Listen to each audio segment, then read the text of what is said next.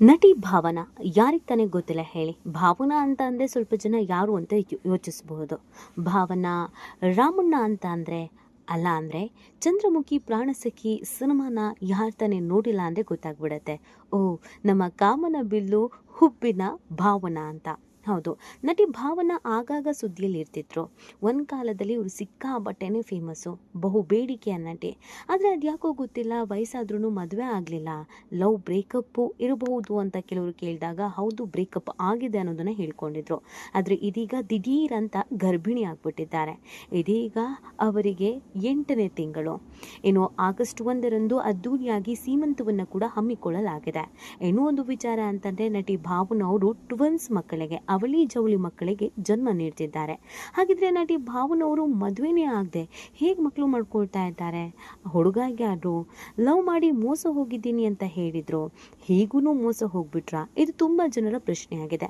ಅದೆಲ್ಲದಕ್ಕೂ ಈ ವಿಡಿಯೋದಲ್ಲಿ ಉತ್ತರವನ್ನು ಕೊಡ್ತಾ ಹೋಗ್ತೀವಿ. ಆದರೆ ಇಲ್ಲಿವರೆಗೂ ನಿಮ್ಮ ಮೆಘಾ ಸುದ್ದಿಯನ್ನು ಸಬ್ಸ್ಕ್ರೈಬ್ ಮಾಡಿಲ್ಲ ಅಂದರೆ ಈಗಲೇ ಸಬ್ಸ್ಕ್ರೈಬ್ ಮಾಡಿ. ಹೆಚ್ಚಿನ ಮಾಹಿತಿಗಾಗಿ ಬೆಲ್ ಐಕಾನ್ ಪ್ರೆಸ್ ಮಾಡೋದನ್ನು ಮರಿಬೇಡಿ. ಎಸ್, ನಟಿ ಭಾವನಾ ಕನ್ನಡ ಸಿನಿಮಾ ಇಂಡಸ್ಟ್ರಿಯಲ್ಲಿ ಸಾಕಷ್ಟು ಹೆಸರನ್ನು ಸಂಪಾದಿಸಿದಂಥ ನಟಿ. ಪ್ರೇಮ ಅವರ ಜೊತೆಗೇನೆ ಇವರು ಇಂಡಸ್ಟ್ರಿಯಲ್ಲಿ ಸಾಕಷ್ಟು ಹೆಸರನ್ನು ಸಂಪಾದಿಸ್ತಾರೆ. ಅದಾದ್ಮೇಲೆ ಒಂದಷ್ಟು ಸಿನಿಮಾಗಳನ್ನು ಕೊಡ್ತಾರೆ, ಸೂಪರ್ ಡೂಪರ್ ಹಿಟ್ ಆದಂಥ ಸಿನಿಮಾಗಳು. ಜೊತೆಗೆ ದೊಡ್ಡ ದೊಡ್ಡ ನಾಯಕರ ಜೊತೆಗೆ ಸ್ಕ್ರೀನನ್ನು ಶೇರ್ ಮಾಡ್ತಾರೆ. ಆಗ ವಯಸ್ಸಿನಲ್ಲಿ ಯೌವನವಾಗಿದ್ದಾಗ ಈಕೆಯನ್ನು ಮೀರಿಸುವವರು ಯಾರೂ ಇರಲಿಲ್ಲ. ಯಾವುದೇ ಸಿನಿಮಾಗಳು ಬಂದ್ರೂ ಭಾವನಾ ಹೀರೋಯಿನ್ ಆಗಬೇಕು ಅಂತ ಬೇಡಿಕೆ ಇತ್ತು. ನೋಡ್ತಾ ಇದ್ದ ಹಾಗೆಯೇ ತುಂಬಾ ದಪ್ಪ ಆಗಿಬಿಡ್ತಾರೆ. ಸಿನಿಮಾ ಆಫರ್ಗಳು ಕೂಡ ಕಮ್ಮಿ ಆಗತ್ತೆ. ಈಗ ಭಾವನಾ ಅವರಿಗೆ ವಯಸ್ಸು 40. ಆದರೆ ಇತ್ತೀಚೆಗೆ ಅವರು ಎಲ್ಲದರಿಂದ ಅಂತರ ಕಾಯ್ದುಕೊಂಡಿದ್ರು. ಕೇವಲ ಸಿನಿಮಾ ಇಂಡಸ್ಟ್ರಿ ಮಾತ್ರ ಅಲ್ಲ, ಪೊಲಿಟಿಕಲಿ ಕೂಡ ಇವರು ಹೆಸರು ಮಾಡಿದರು. BJP ಹಾಗೆಯೇ ಕಾಂಗ್ರೆಸ್ ಇವುಗಳಿಂದ ಎಲೆಕ್ಷನ್ಗೆ ನಿಂತಿದ್ರು.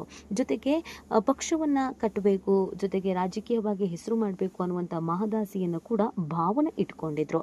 ಆದರೆ ಅದ್ಯಾಕೋ ಗೊತ್ತಿಲ್ಲ, ರಾಜಕೀಯ ಕ್ಷೇತ್ರದಲ್ಲಿ, ಸಿನಿಮಾ ಕ್ಷೇತ್ರದಲ್ಲಿ ಸಿಕ್ಕಂಥ ಸಕ್ಸಸ್ ಅವ್ರಿಗೆ ಸಿಗಲೇ ಇಲ್ಲ. ಎರಡೆರಡು ಪಕ್ಷವನ್ನು ಚೇಂಜ್ ಮಾಡಿದ್ರು ಅವರಿಗೆ ಆ ಸಕ್ಸಸ್ ಅನ್ನೋದು ಸಿಗಲೇ ಇಲ್ಲ.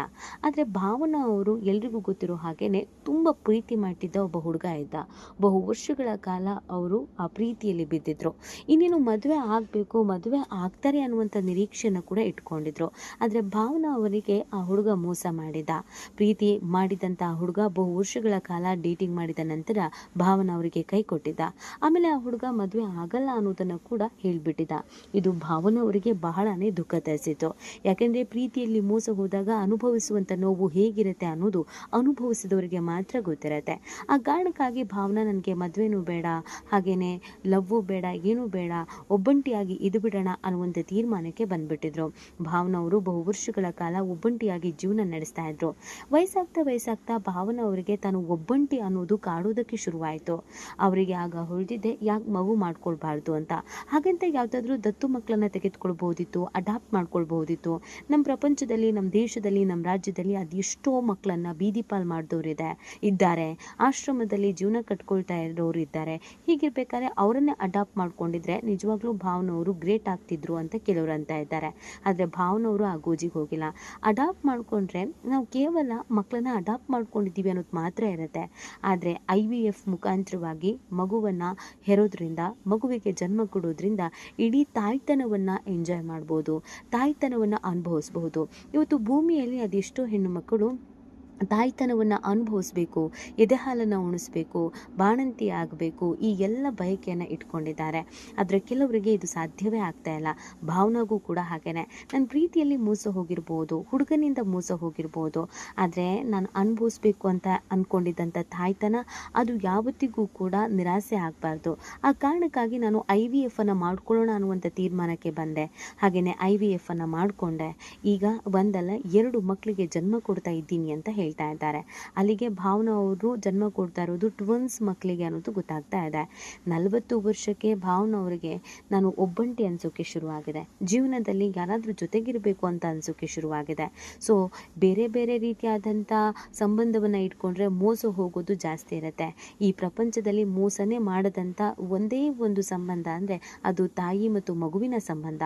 ಯಾವತ್ತಿಗೂ ಆ ಮಕ್ಕಳು ನಮ್ಮ ಬೆನ್ನಿಗಿರುತ್ತೆ, ಅಥವಾ ನಮ್ಮ ಮಕ್ಕಳು, ನಮ್ಮ ರಕ್ತ ಹಂಚಿಕೊಂಡ ಮಕ್ಕಳು ಅನ್ನೋದು ಕೂಡ ಇರುತ್ತೆ. ಆ ಕಾರಣಕ್ಕಾಗಿ ಭಾವನವರು ಸಹ ನಾನು ತಾಯ್ತನ ಅನುಭವಿಸ್ಬೇಕು ಅಂತಂದರೆ IVF ಮಾಡ್ಕೊಳ್ಳೋದು ಸೂಕ್ತ ಅಂತ ಹೇಳಿ IVF ಅನ್ನು ಮಾಡ್ಕೊಂಡಿದ್ದಾರೆ. ಇದೀಗ ಭರ್ತಿ 8 ತಿಂಗಳು ರನ್ನಿಂಗ್ ಭಾವನಾ ಅವರಿಗೆ. ಆಗಸ್ಟ್ 1ರಂದು ಅದ್ದೂರಿಯಾಗಿ ಸೀಮಂತವನ್ನು ಮಾಡ್ಕೊಳ್ತಾ ಇದ್ದಾರೆ. ಕನ್ನಡ ಇಂಡಸ್ಟ್ರಿಯ ಅನೇಕ ನಾಯಕ ನಟಿಯರಿಗೂ ಕೂಡ ಆಹ್ವಾನ ಆಗಿದೆ. ಯಾವುದೇ ಕಾರಣಕ್ಕೂ ಸೀಮಂತಕ್ಕಾಗಲಿ ಅಥವಾ ತಾಯ್ತನಕ್ಕಾಗಲಿ ತೊಂದರೆಗಳಾಗಬಾರ್ದು ಅಥವಾ ಕಮ್ಮಿ ಆಗಬಾರ್ದು ಅನ್ನುವಂಥ ಕಾರಣಕ್ಕಾಗಿ ಎಲ್ಲವೂ ಹೇಗೆ ನಡಿಬೇಕೋ ಹಾಗೆ ಸಂಪ್ರದಾಯಬದ್ಧವಾಗಿ ನಡಿಬೇಕು ಅಂತ ಪ್ಲಾನ್ ಮಾಡ್ಕೊಂಡಿದ್ದಾರೆ. ಇನ್ನು ಭಾವನವರು ಹೇಳೋ ಪ್ರಕಾರ ಮಗುವಿಗೆ ತಂದೆ ಇಲ್ಲ ಅಂತ ಯಾವತ್ತೂ ಅನ್ಸೋದಿಲ್ಲ ಅಥವಾ ತಂದೆ ಯಾರು ಅಂತಲೂ ಕೂಡ ಯಾವತ್ತೂ ಕೇಳೋದಿಲ್ಲ. ಯಾಕಂದರೆ ಮುಂದೆ ಮುಂದೆ ಮಕ್ಕಳು ಕೂಡ ಅಪ್ಡೇಟ್ ಆಗಿಬಿಡ್ತಾರೆ. IVF ಈಗ ಯಾರು ತಾನೇ ಮಾಡಿಸ್ಕೊಳ್ಳಲ್ಲ.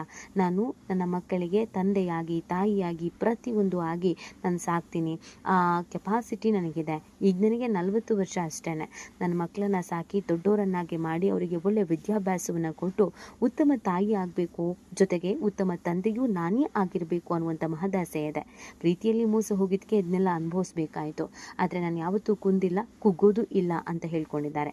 ಕೆಲವರು ಭಾವನಾ ಅವರ ಈ ಒಂದು ನಿರ್ಧಾರಕ್ಕೆ ಭೇಷ್ ಅಂತಿದ್ರೆ ಇನ್ನು ಕೆಲವರು ಆಶ್ಚರ್ಯ ಪಡ್ತಾ ಇದ್ದಾರೆ. ಈ ಬಗ್ಗೆ ನಿಮ್ಗೇನು ಅನ್ಸುತ್ತೆ? ಭಾವನಾ ಅವರ ನಿರ್ಧಾರ ನಿಮಗೂ ಕೂಡ ಖುಷಿ ತರಿಸಿದ್ರೆ ನೀವು ಕೂಡ ಕಮೆಂಟ್ ಮಾಡಿ ನಿಮ್ಮ ಅನಿಸಿಕೆಯನ್ನು ತಿಳಿಸಬಹುದು.